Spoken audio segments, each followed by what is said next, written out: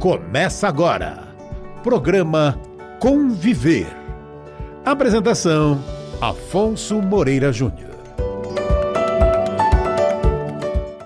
Olá, você que nos acompanha pela Rede Boa Nova de Rádio, pela TV Mundo Maior, emissoras da Fundação Espírita André Luiz, e também pelo nosso portal mundomaior.com.br. Seja bem-vindo ao programa Conviver, inteiramente dedicado ao diálogo interreligioso. Nosso programa de hoje está sendo gravado, agradecemos aí as indicações, sugestões que temos recebido por intermédio do nosso e-mail afonsomoreirajunior@gmail.com. Por intermédio do nosso e-mail, você manda a sugestão, quem você gostaria de ver aqui entrevistado, suas dúvidas, perguntas, críticas, enfim, vamos conviver para fazer não só um programa melhor, mas um mundo melhor também.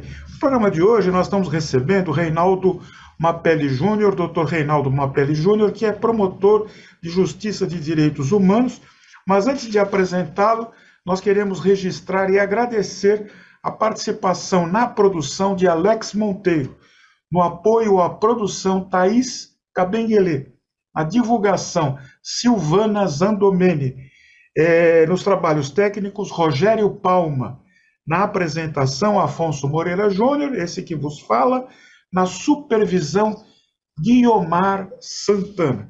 Liberdade religiosa na pauta do programa Conviver, que acolhe, que recebe, que quer conviver com o Dr. Reinaldo Mapelli Júnior, promotor de Justiça de Direitos Humanos do Ministério Público do Estado de São Paulo. Doutor Reinaldo, boa tarde. Boa tarde, meu caro amigo Afonso. Quero cumprimentá-lo, cumprimentar toda a equipe do programa Conviver, todos que estão nos ouvindo, meus amigos da comunidade espírita, né? Tenho muito afeto por vocês, tenho muitos amigos e parentes, inclusive. E vamos lá, esse assunto é muito importante, né? A liberdade religiosa.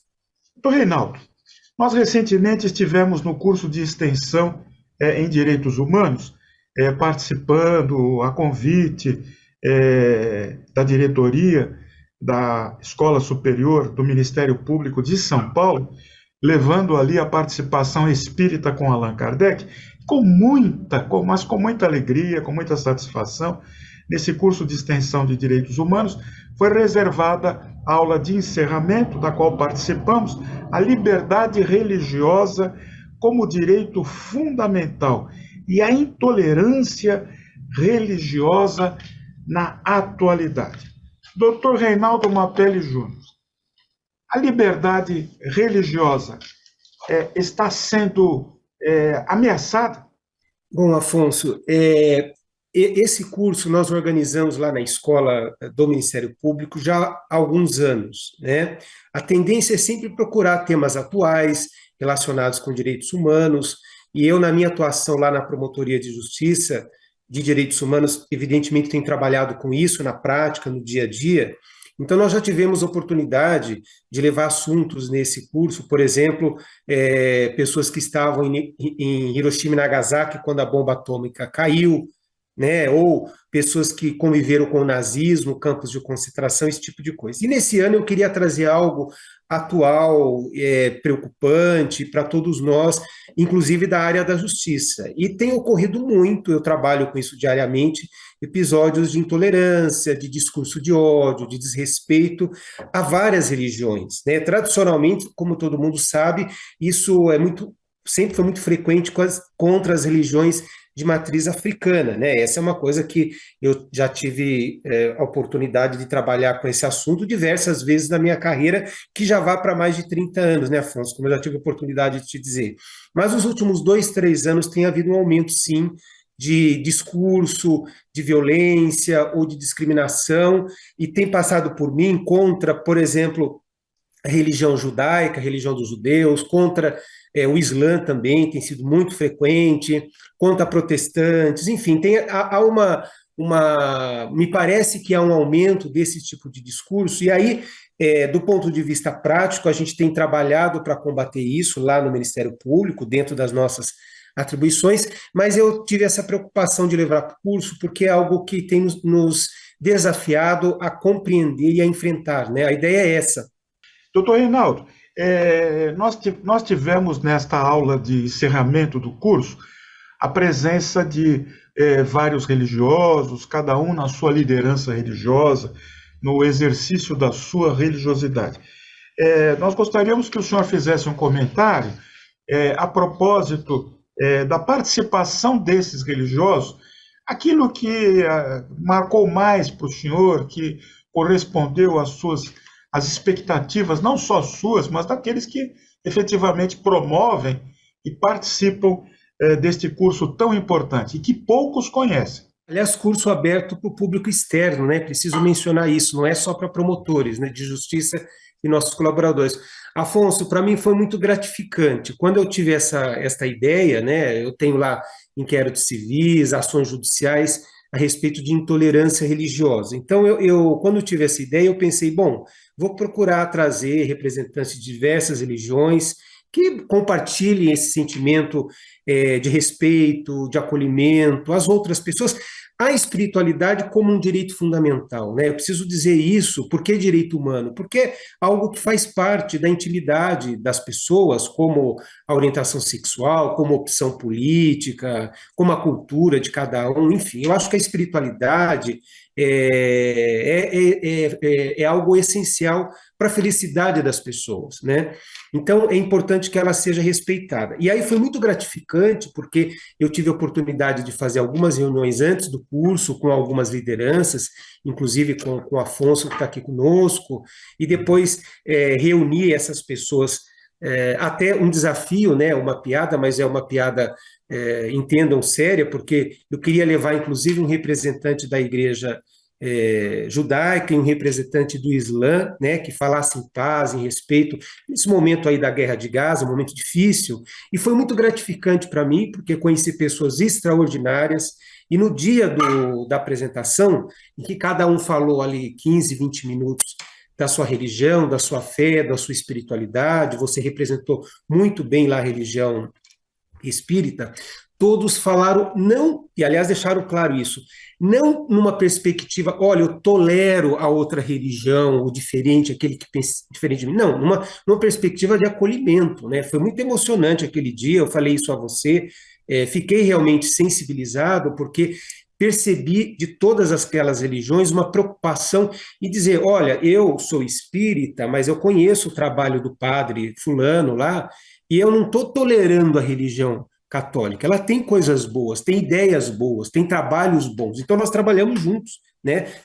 Foi mencionado no curso, por exemplo, o trabalho social que as religiões fazem, muitas vezes conjuntamente, né? Pessoas em situação de rua, por exemplo, precisam muito do apoio das religiões. E eu sou testemunho de como vocês trabalham em conjunto. Então, para mim, o que foi mais significativo foi essa sensação de que vocês não falaram só no discurso, não. Vocês se conhecem, se respeitam. Aí eu soube desse programa de diálogo interreligioso.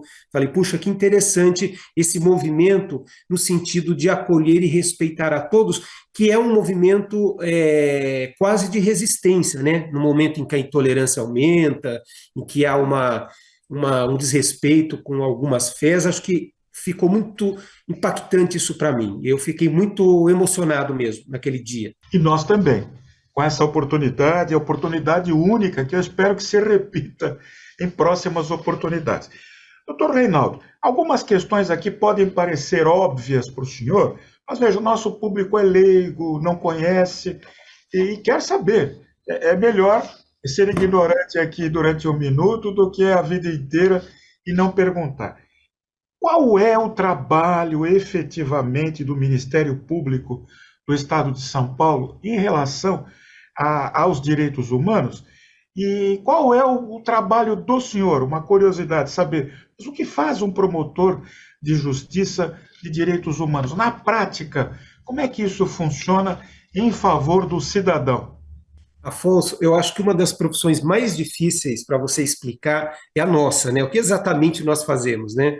Mas, assim, de uma maneira simplificada, nós defendemos a sociedade coletivamente, né? O cidadão, o indivíduo, em regra, quando ele tem alguma violação de direito, ele vai procurar o advogado, se ele tem recursos, ou vai procurar a defensoria pública, se ele não tem condições de pagar o advogado, ele vai ingressar lá com a ação judicial para defender o interesse dele. E nós também fazemos isso em casos de interesse público, né? Imaginar, por exemplo, uma criança ou adolescente, né, um idoso em situação de vulnerabilidade, há algumas situações que a gente atua no caso individual. Mas o que é mais comum é a nossa atuação como defensor da sociedade, né? E aí tem duas grandes frentes. Uma criminal, então, no Brasil, quem acompanha a investigação de um crime e depois acusa ou não, ele não é obrigado a acusar, depende das provas, é um promotor de justiça. Nesse assunto que nós estamos falando hoje, por exemplo, ao crime de racismo, racismo no sentido amplo, né? A lei de racismo fala que racismo é qualquer tipo de intolerância e preconceito contra a crença de alguém, contra a identidade de alguém, contra a cor da pele, seja o que for, isso é um crime. Então, quando configurado, há um promotor de justiça criminal que faz a acusação criminal, né? E aí vai ter lá o processo, a pessoa pode ser condenada até a pena de prisão, nos casos mais graves ou apenas mais leves, etc. Isso é muito comum. Aqui em São Paulo nós temos até um grupo de promotores criminais especializados em discurso de ódio. Agora, do ponto de vista civil, que é onde eu trabalho, coletivamente, aí a Promotoria de Justiça de Direitos Humanos é isso que ela faz.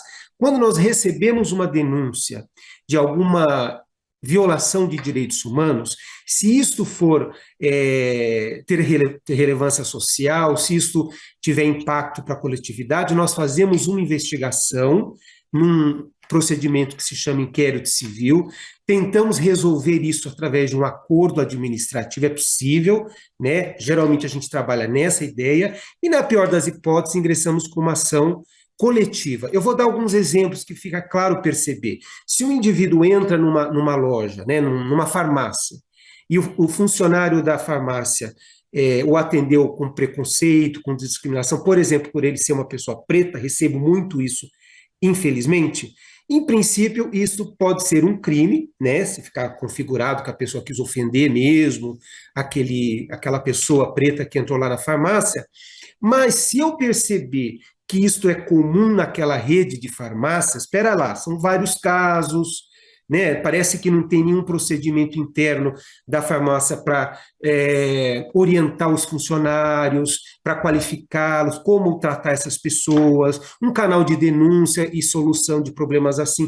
Então, aí eu instauro o inquérito civil, não é exatamente para aquele caso individual da pessoa que sofreu o preconceito racial de cor, que é o exemplo que eu estou dando, mas é para obrigar a farmácia a corrigir isso, né? Quais são os protocolos internos, né? Então, na intolerância religiosa, que é o tema do nosso programa hoje, eu tenho casos graves de discurso, por exemplo, na internet, em que alguém começa a ofender uma comunidade religiosa, frequentemente aquele conteúdo fica lá, é repetido, você pede, olha, tira isso, porque isso está ofendendo, sei lá, o Islã, né, as pessoas, os islâmicos estão sofrendo, estão reclamando, é ofensivo, né?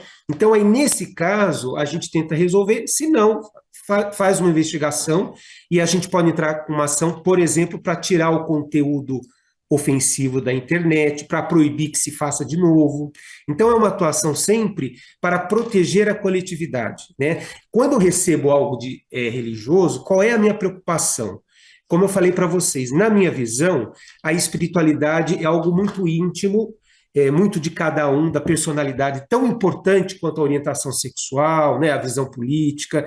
Tem um voto famoso do ministro Aires, quando ele ainda era ministro do Supremo Tribunal Federal, que levou ao reconhecimento da união homoafetiva, né, a união entre duas pessoas do mesmo sexo. A lei não previa isso. Então, ele fez um voto, ficou muito famoso na época, e que ele fala da felicidade. Ele fala, nosso sistema jurídico garante que as pessoas sejam felizes, analisando lá os dispositivos da Constituição Federal. E a felicidade pressupõe a pessoa conduzir a sua vida como ela achar melhor, claro que dentro da legalidade, dentro do que a lei permite. E se duas pessoas querem viver em união, o que o Estado tem a ver com isso? O Estado, pelo contrário, tem que reconhecer a união e dar direitos iguais, né? Então, eu penso muito nisso, faz parte da personalidade, da felicidade de cada um, poder exercitar a sua fé, ou até não ter fé nenhum, né? Se a pessoa sou ateu, não tenho fé, não me interessa, não tem problema.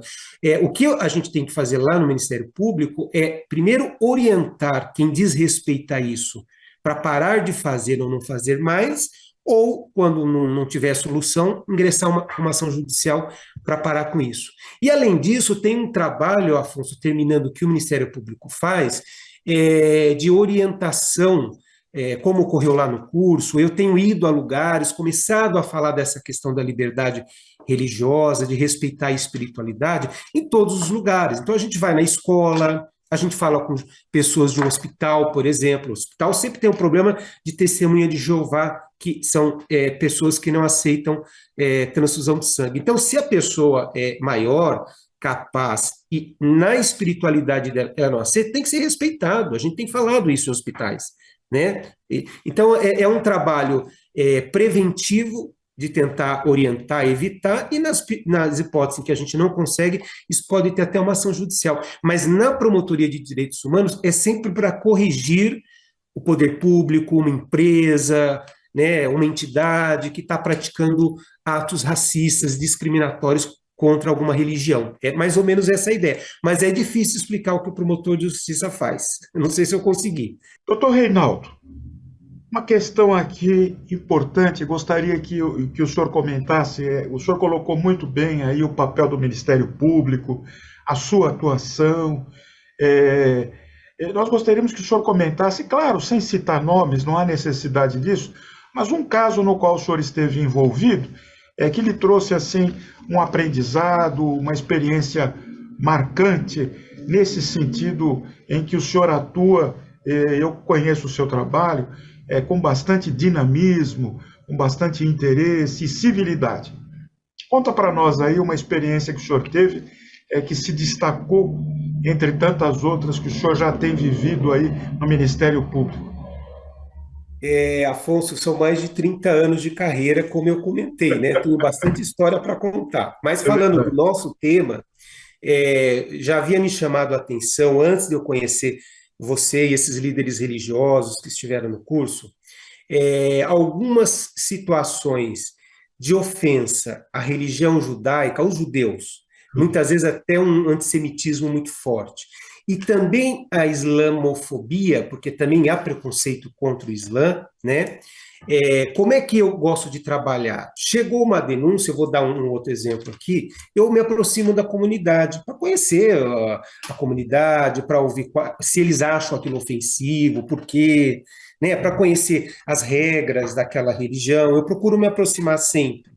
E me chamou muito a atenção, tanto no caso da religião islã, quanto no caso do judaísmo, a ideia deles de evitar conflito.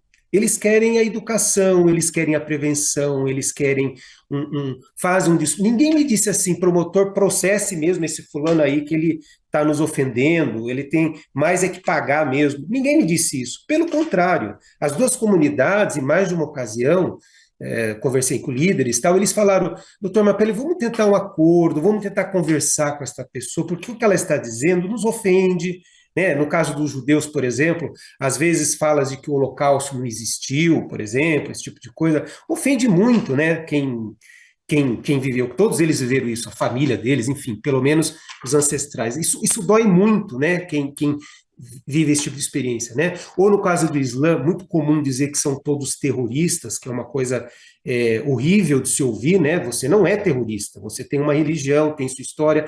Então, isso me chamou muita atenção. Eu vou dar um exemplo aqui que me veio à cabeça. Houve um caso específico de uma moça advogada que na internet, nas redes sociais, por meio de vídeos, ofendia muito as mulheres muçulmanas. Ela colocava um lenço no rosto, para dar a ideia que era muçulmana, o jihab, né, que é um lenço que mulheres muçulmanas usam, e ela ficava na internet ofendendo muito as mulheres muçulmanas, dizendo coisas horríveis que eu vou preferir não falar aqui no seu programa, mas fiz isso várias vezes. E a comunidade tentou conversar com ela, para que ela parasse com isso, para que ela pedisse desculpas, tentaram explicar para ela, olha, o jihad é uma vestimenta importante para muitas mulheres muçulmanas, né? A senhora não pode ficar ofendendo ou ridicularizando isso o tempo todo. E ela dizia também que todos os muçulmanos são terroristas, têm bomba na roupa, esse tipo de coisa, né?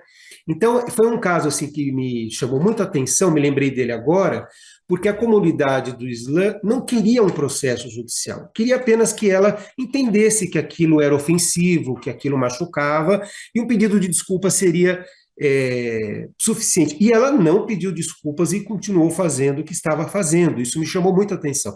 Então foi ajuizada uma ação judicial por uma associação de juristas aqui do estado de São Paulo, juristas islâmicos, e eu atuei como fiscal da ordem jurídica, porque tem isso também, viu, Afonso? Quando o promotor não ajuiza ação, se numa ação judicial o juiz acha que há um interesse público, ele manda para o promotor dar um parecer antes dele decidir. E nesse caso, eu dei um parecer pela condenação dessa moça, ela foi condenada. Foi condenada a pagar uma indenização, foi condenada a não fazer mais isso, sob pena de multa diária, esse tipo de coisa. Então, assim, são casos que me chamam a atenção muito por esse esforço das comunidades religiosas, de evitar o confronto, o conflito, e em algumas situações, como essa aí do véu, que eu me lembrei, não há outra solução que a ação judicial, né? E aí também, Afonso, é preciso dizer, você comentou que os nossos ouvintes são leigos, né? Nós temos uma coisa que se chama jurisprudência, né? Os juízes vão decidindo, e começa a se formar um entendimento. É o que levou ao reconhecimento da união homoafetiva, como eu comentei agora há pouco. Em alguns casos, os juízes começaram a reconhecer isso, às vezes até como sociedade comercial, entre dois homens que viveram a vida inteira e tiveram patrimônio juntos, enfim, começaram a criar teorias jurídicas para proteger direitos, se sensibilizando, isso foi crescendo, né? E até chegou no Supremo. Hoje a jurisprudência é pacífica, até o Supremo já decidiu, né? Então, eu estou dizendo isso porque, como esses casos estão começando a chegar nos tribunais, casos de ofensa a religiões, eu acho importante o Ministério Público estar atento para formar jurisprudência de que isso é grave, né? As pessoas e também as empresas e o poder público têm que respeitar a espiritualidade, o culto, o ritual, e não pode impor, né, a sua religião, porque esse é um outro problema, né? Nosso Estado ele é laico, ele tem que respeitar a todos. Então, eu também fico muito preocupado quando alguém tem uma ideia de uma religião A ou B, por exemplo, ser ensinada na escola. Isso está errado, né? A religião é algo, na minha avaliação, íntima de cada um. Pelo menos eu penso assim, né? Tem uma senhora aqui que mandou uma mensagem para nós, doutor Reinaldo. Ela é do Islã. Ela é do Islã no sentido religioso. Mora aqui em São Paulo, em Guarulhos. E ela diz o seguinte... eu me sinto incomodada com o templo religioso ao lado da minha casa. O barulho é intenso, a confusão é muito grande. Ela diz aqui, a carta é extensa na tentativa de resumir. Ela diz que já tentou, inclusive, apelar aos canais competentes, mas ela não consegue. Então ela diz assim, como é que é isso aí? A liberdade religiosa não tem uma fronteira, não tem um limite. O que fazer nesse caso quando não adianta recorrer às autoridades policiais? Muito interessante a pergunta dela, viu, Afonso? Veja, quando a gente fala em liberdade religiosa ou liberdade de crença, só para mencionar aqui, que eu abri aqui meu celular para não deixar de mencionar, artigo 5º, inciso 6º da Constituição Federal, né? Está protegido no Estado brasileiro a liberdade de culto, a liberdade de reunião, a liberdade dos seus rituais, etc. Mas, e isso, inclusive, é interessante, numa Constituição, eu gosto sempre de lembrar isso quando eu vou falar dessa questão, que no preâmbulo, quando acabou lá a ditadura, 1985, 88, teve a Assembleia Nacional Constituinte e a Constituição foi promulgada.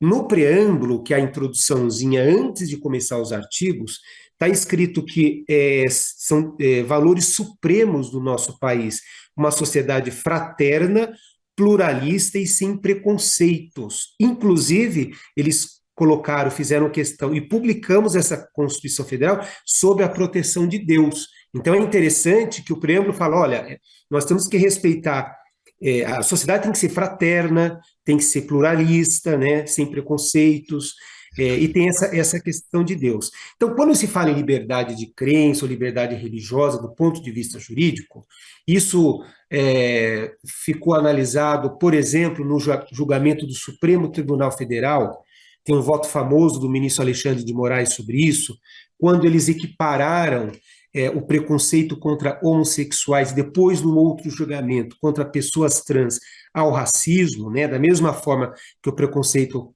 contra a crença, contra a cor da pele, contra a orientação sexual também é crime de racismo. Quando eles fizeram isso, houve uma discussão sobre a liberdade religiosa, e a ideia deles, me pareceu muito, dos ministros do Supremo, me pareceu muito adequada, quando a gente fala em liberdade, isso quer dizer que o Estado tem que não pode ter uma religião, não pode ter uma religião do Estado que se impõe às demais, isso é muito importante, e tem que proteger a religião e a visão de mundo que as pessoas têm. O que eu estou querendo dizer? Eu vou dar um exemplo simples, Afonso. Nós estamos aqui num canal, aliás, da Fundação André Luiz, que eu tenho um respeito enorme, esqueci de falar, viu? Acompanho e sou parceiro de vocês há muitos e muitos anos, tenho um carinho enorme. Nós estamos aqui num canal da Fundação André Luiz, e para vocês, a reencarnação é uma convicção, né? Que para mim também, já disse isso para o Afonso, eu não sou espírita, mas penso dessa forma também. Numa outra religião, isso não é aceito. Então, vejam, o Estado não pode impor, por exemplo, exigir que na escola se ensine a doutrina da reencarnação, ou o contrário, tem que ter aí alguma matéria dizendo que isso é bobagem, não é verdade. Isso é uma questão religiosa. Então, a liberdade de religião é nesse sentido. O Estado não pode interferir, não pode impor crenças, né, não pode impedir as pessoas de ter a sua convicção e, evidentemente, defender isso na igreja, na televisão, nos canais, enfim. Então, a liberdade é nesse sentido. E isso é muito importante porque existem estados no mundo que se misturaram com religião. E aí as outras religiões sofrem muito, né? Então, essa que é o conceito de liberdade ou de direito fundamental. Você pode ter a sua religião. Agora, isso não quer dizer que isto é ilimitado, que isso é absoluto, né? Nada é absoluto no direito. E os direitos fundamentais também. Um exemplo claro é o discurso de ódio contra a população LGBTQIA+, né? Homossexuais, bissexuais, pessoas trans. A religião pode sim, na minha avaliação, dizer que isto não é adequado para os seus fiéis. Aí cada um tem a sua convicção, a sua maneira de viver, mas ela não pode ofender homossexuais, por exemplo, ou pessoas trans. Então, se o discurso religioso caracterizar discurso de ódio, e eu tenho algumas situações assim, por isso que eu estou dando esse exemplo, aí não pode, liberdade não é absoluta, e aí cabe sim uma ação judicial de indenização para que eles parem de fazer isso, né? A mesma coisa o exemplo que essa senhora está dando. O templo pode, evidentemente pode ter templo em qualquer lugar, mas tem regras, né? Essas regras, por exemplo, de barulho, de horário, de altura do prédio, são regras urbanísticas. Isso está nas nossas leis. E aí cabe à subprefeitura do local lá resolver isto, para que não haja barulho, para que se respeite o horário, porque é óbvio que eles podem ter a religião deles, mas não podem incomodar os vizinhos. Se a subprefeitura for inerte, não está tomando providência, já foi levado lá, portal do Ministério Público do Estado de São Paulo. Se vocês entrarem no site do mpsp.com.br, lá tem o portal do cidadão, a senhora procura a Promotoria de Justiça de Habitação e Urbanismo da sua cidade e faz a denúncia. Né, ó, eu fui lá na subprefeitura, levei e eles não resolveram. São normas urbanísticas, né, que todos têm que respeitar, inclusive as igrejas. Eu tenho uma questão aqui levantada por um ouvinte assíduo nosso, o Elvio. O Elvio diz assim: sou judeu. Nas repartições tem uma cruz e nos tribunais também. Como fica o Estado laico? O Elvio, esse assunto é antigo. Eu já ouvia essa reclamação quando eu estava na faculdade, hein? Eu me formei em 91. Agora eu vou denunciar a minha idade, né? Em dezembro de 91, na Faculdade de Direito da USP, a gente já discutia nessa época, né? E eu sempre achei um grande erro mesmo. Tem prevalecido o entendimento de que isso não interfere no Estado laico, porque o juiz de direito, quando ele julga, por exemplo, ele não usa a Bíblia, né? Não vai usar a convicção religiosa dele e tal, né? Então, não haveria nenhuma ofensa, não haveria problema em ter uma cruz na parede, como tem no Supremo Tribunal Federal também, se eu não estiver enganado, estou me lembrando aqui no salão principal, acho que tem, né? Então, tem prevalecido esse entendimento até hoje, mas eu não concordo, eu concordo com você, eu acho que a medida do que pode ou não sou, não vou nem dizer que eu sou cristão, porque não sou, nós podemos falar um pouquinho isso antes de terminar, que eu acho interessante, mas não é para o cristão não tem problema a cruz estar lá, a questão é para os outros, para quem é muçulmano, para quem é judeu, para quem é da Ubanda, né? Aquilo não ofende? Ofende. Eu já vi isso de muitas pessoas. Em lugar que eu trabalhava, da pessoa, doutor, me incomoda, entendeu? Eu não sou cristão, não tenho nada contra os cristãos. Então, eu acho que o correto seria não ter nenhum símbolo religioso nas repartições públicas. Eu sou contra isso, eu volto a dizer, a religião é algo íntimo de cada um, na sua igreja, na sua casa. O Estado não pode ter, nem no símbolo, né? Não é só uma questão, o juiz não julga com a Bíblia. É verdade, mas a quem não é cristão muitas vezes pode se incomodar. Então eu acho isso, tá? Mas somos minoria nisso por enquanto, né? É algo que teria que mudar. Tem um pedido aqui para que o senhor faça um comentário de uma expressão nova, que é racismo religioso. O que é o racismo religioso e como combater esse racismo religioso, na sua opinião, doutor Reinaldo? Então, o conceito de racismo para o direito é o mais amplo possível. Nós temos uma lei de racismo, né? E como eu comentei com vocês, é inclusive crime qualquer ato discriminatório, ofensivo, não só a cor de pele, que também esse é um racismo é, mais conhecido, digamos assim, né? O racismo contra uma pessoa preta, por exemplo, mas também o preconceito da identidade de gênero, contra a cultura de alguém e contra a religião também. Então, é racismo. Do ponto de vista jurídico, quem ofende, discrimina, é racismo. Tem uma discussão, por exemplo, muito interessante. Os direitos humanos têm sempre coisas novas e polêmicas. Uma empresa pode deixar de atender, por exemplo, homossexuais? Falar, eu tenho minha empresa, eu não sou obrigado a vender para gay, não quero vender, acabou. Ou religião, eu vendo para todo mundo, mas para judeu eu não vendo. Essa é uma discussão hoje bem atual, difícil, né? Porque, peraí, a pessoa também é obrigada a prestar um serviço que ela não quer? É uma discussão muito delicada. Obviamente, como promotor de direitos humanos, eu estou convencido que as empresas não podem fazer isso porque é racismo, né? Por que você não pode vender para judeus? Né? Então, o racismo religioso é um conceito jurídico já reconhecido, né, pelos tribunais. Como combater? Eu acho que o primeiro elemento que é muito importante é o elemento da educação, da prevenção.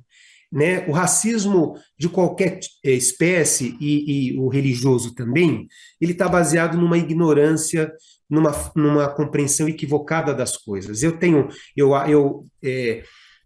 preconceito contra o Islã porque eles são todos terroristas. Esta frase é mentirosa, eles não são terroristas. Né? Isso é uma mentira, mas a pessoa acredita naquilo, ou pelo menos diz que acredita. Então eu acho que a educação nas escolas, num ambiente jurídico que a gente está tentando fazer lá na escola, nossa, de promotores, em campanhas publicitárias, essa é uma forma importante de enfrentar o racismo religioso. E acho que aí falta muito, eu tenho visto muito pouco isso. Como eu disse para vocês, eu me fiquei muito sensibilizado com a fala dos líderes religiosos lá na escola, inclusive o Afonso, que está aqui conosco, mas eu acho que a gente precisa levar isso mais para a sociedade civil, né? Para que eles entendam que existem muitos religiosos que vivem em paz, que respeitam a crença do outro, que trabalham nesse sentido, né? Para que seja respeitado. Então, acho que a prevenção, a educação é um elemento muito importante.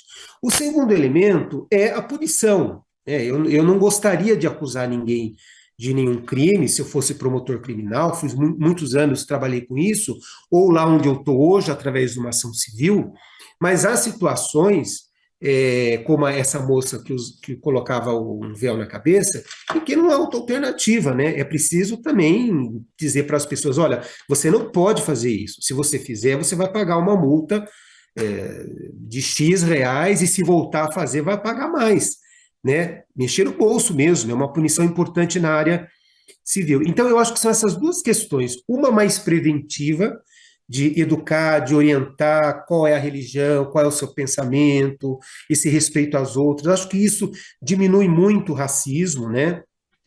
E a outra, esse aspecto punitivo, quando precisa, tem que ser feito. Vou até dar um exemplo que mostra como nós somos preconceituosos contra as religiões, tá? Vou dar um exemplo meu, né? Estou aí há tantos anos trabalhando com políticas públicas e agora nos direitos humanos. Quando me aproximei da comunidade judaica, por causa, como eu comentei, né, quando surge alguma denúncia, algum problema de preconceito contra uma comunidade, eu me aproximei de alguns religiosos da comunidade judaica. E na minha visão preconceituosa, isso é racismo. Eu imaginei, olha, eles são muito conservadores, e vai ser uma conversa difícil, né? E aí eu me surpreendi. Não, a comunidade judaica, como todas as outras, é diversificada, né? Tem judeu religioso, falando agora da religião judaica, né? Não como povo. Tem judeu extremamente ultra-ortodoxo, que eles falam, e há judeus muito liberais. Existe judeu ateu. O Freud, judeu, escreveu um livro sobre isso, né? Sobre o final de uma ilusão, né? Se dizia judeu. Eu li um livro que diz que o Freud não era tão ateu assim, né? Mas ele se dizia ateu. Então, eu percebi o meu preconceito com relação à religião judaica. E aí eu descobri que há judeus que, por exemplo, defendem um papel maior das mulheres. Nos templos já existem mulheres rabinas, eu não sabia disso. Confesso a vocês, eu não sabia. Há judeus que defendem a população LGBT e os seus direitos. Então, eu acho que para mim, na época, foi uma surpresa. Aí eu fui ler um pouco mais, a gente acaba estudando o assunto, e vi como eu era preconceituoso com relação à religião judaica, como era também, e também sou, quando eu não conheço os assuntos, nas outras religiões também, né? Então, assim, eu acho que essa coisa do racismo tem um componente aí educacional importante que a gente tinha que prestar mais atenção, talvez mudasse um pouco a mentalidade das pessoas preconceituosas, né?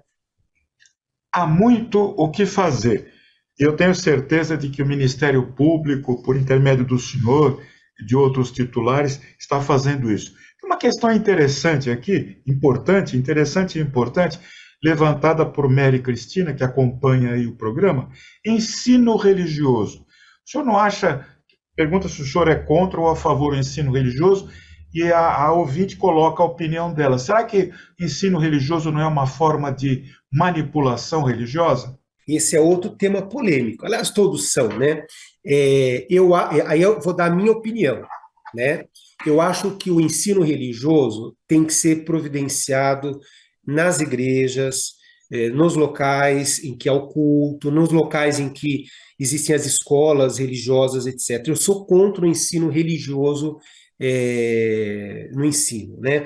O entendimento do Supremo Tribunal Federal é de que esse ensino deve ocorrer sim, e que o Estado deve, inclusive, obrigatoriamente oferecer isso para os alunos. Tem uma decisão do Supremo Tribunal Federal que acaba analisando isso. Então, se entendeu isso? Olha, como existe essa liberdade, o Estado tem que dar esse ensino religioso como facultativo, não como obrigatório, né? E aí o aluno, se quiser ou não, ele faz o curso. Então esse é o entendimento majoritário, que a maior parte das pessoas do Direito defende, que o Supremo Tribunal Federal não estava analisando exatamente isso, mas no voto lá um ministro acabou falando isso, que na opinião dele, tal, os outros concordaram, etc. Eu penso diferente, porque do ponto de vista prático, qual é a religião que eles vão ensinar? Porque se fosse um ensino religioso que permitisse que a maior parte das religiões pudesse levar o seu conhecimento, então imaginando realmente uma disciplina ou mais de uma, com espaço igual para que espíritas falassem, católicos falassem, protestantes falassem, budistas falassem, eu sou budista, né? Comentei agora há pouco da reencarnação, mas porque me considero budista, aí tudo bem, mas não é isso que acontece, é aquela religião que tem mais poder na política, no Estado, que se impõe, na minha opinião. Então, eu sou contrário. Eu acho que o ensino religioso tem local próprio, que nas escolas religiosas, nos templos, né, nos lugares da religião, e eu acho que o poder público não pode permitir um tipo de religião só, né, ali na escola, que fale para os alunos, que é o que geralmente acontece, com raríssimas exceções. Mas eu sei que a minha posição não é exatamente a do Supremo Tribunal Federal, que disse aí que entendeu que o Estado tem que dar esse ensino religioso nas escolas. A minha pergunta é, qual religião, né? Qual o ensino religioso? Essa que acho que tem que ser uma preocupação nossa, né? Só sabe, doutor Reinaldo, uma bandeira a ser levantada seria uma cátedra, a história das religiões. A história das religiões, de forma abrangente. Doutor Reinaldo, quero agradecer ao senhor. Nós convivemos no programa Conviver de hoje com doutor Reinaldo Mapelli Júnior, promotor de justiça de direitos humanos do Ministério Público do Estado de São Paulo. Queremos agradecer em nome da Fundação Espírita André Luiz a sua presença e a certeza de que o senhor estará aqui em próxima oportunidade às portas de mais um curso de extensão em direitos humanos que nós queremos ser divulgadores também. Suas considerações, doutor Reinaldo? Afonso, eu que agradeço, como eu imaginava, foi muito agradável. Nós vamos levar para a escola com frequência essa questão da espiritualidade, do respeito às religiões, e eu certamente vou convidá-lo para falar em nome da comunidade espírita. É muito importante isso também. Eu acho que nessa questão de direitos humanos, para concluir, Afonso, acho muito importante que nós estejamos trabalhando em conjunto. Não é só o Ministério Público, só a Justiça, só a Igreja X ou Y. Nós temos que estar próximos para imaginarmos estratégias de orientação, de educação, de mudança da cultura do preconceito, do discurso de ódio. Eu acho que isso é importante, que a gente esteja sempre juntos. Então, eu quero me colocar à disposição de vocês, como promotor de justiça e direitos humanos. Sempre que tiverem alguma questão, a gente está à disposição para trabalhar dentro dessa perspectiva, que é de que esses direitos, inclusive a espiritualidade, integram a personalidade de cada um. Então, é muito importante respeitá-los. E mais, eu não sou só o Reinaldo promotor. Eu sou o Reinaldo que tem uma religião, eu comentei com vocês, é o budismo, eu tenho uma orientação sexual, eu tenho uma opinião política, eu tenho o meu gosto musical, eu sou fã de jazz, né? Jazz para mim é tudo, mas para quem está me ouvindo talvez seja uma coisa muito chata, isso é muito pessoal. O importante, eu acho, é entender que as pessoas são diferentes e a gente tem que respeitar essas características de cada um, inclusive a espiritualidade, né? Então, agradeço muito, é um assunto que me agrada bastante e fico à disposição do programa, da comunidade, sempre que houver necessidade. Obrigado, muito obrigado. Doutor Reinaldo, tem uma previsão do próximo curso de extensão em direitos humanos do Ministério Público? Então, Afonso, nós começamos a montar, acredito que deve sair alguma coisa nos próximos meses. Quando sair, eu vou encaminhar a programação para vocês. Ele demora um pouco, porque o que eu faço antes de montar o curso? Eu penso nos temas são vários, né? Eu comentei aqui a comunidade LGBT, a questão das pessoas pretas, situação de rua, transtorno mental, a mulher, né? E o preconceito contra a mulher, esse é um assunto que a gente também fica muito preocupado. Então, na verdade, a gente faz um trabalho de pensar quais temas nós colocaremos agora nesse curso, né? E aí convidamos gente da academia, gente do movimento social, gente da comunidade, gente da justiça para falar, né? E pensar naquele dia final que é um depoimento. Então deve demorar alguns meses, mas assim que estiver pronto, eu passo a programação e vamos também combinar alguma aula sua lá sobre a religião espírita, né? Acho importante isso também. Será uma grande satisfação. Peço ao senhor que leve aos responsáveis, à diretoria responsável pelo curso de extensão em Direitos Humanos, a nossa admiração, o nosso carinho e a disposição de estarmos aqui como divulgadores desse trabalho tão importante para o bem-estar da nossa sociedade. E que os integrantes do Ministério Público do Estado de São Paulo recebam também nossas saudações fraternas, doutor Reinaldo. Muito obrigado, Afonso. Até a próxima, viu? Um abraço a todos aí. Muito obrigado. Programa Conviver vai ficando por aqui. Até a próxima edição, se Deus assim o permitir. Até lá.